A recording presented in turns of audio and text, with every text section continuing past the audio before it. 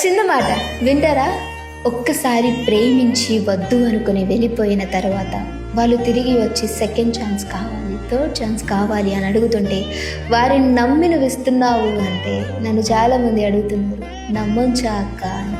ఒకటి చెప్పనా, ఎడారిలో వెళ్తున్నప్పుడు నీటి కోసం చూస్తుంటే నీకు ఎండమాములు అక్కడ వాటర్ ఉన్నట్టే చూపిస్తుంది తప్ప దగ్గరికి వెళితే తెలుస్తుంది అది నీళ్ళు కాదు, ఇసుక ఎండమాములాగా నీళ్ళల్లా కనిపిస్తుంది అని.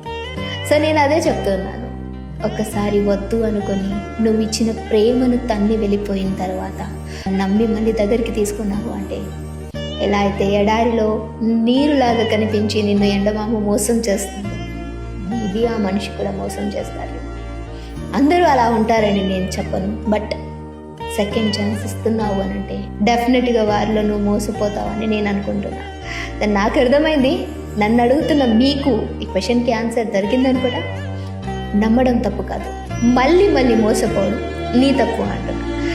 మీ మాట నా నోట అనే యూట్యూబ్ ఛానల్ స్టార్ట్ చేస్తున్నాం కదా, సో మీరు ఎవరికైనా మెసేజ్ పాస్ చేయాలంటే కింద కామెంట్ చేయండి.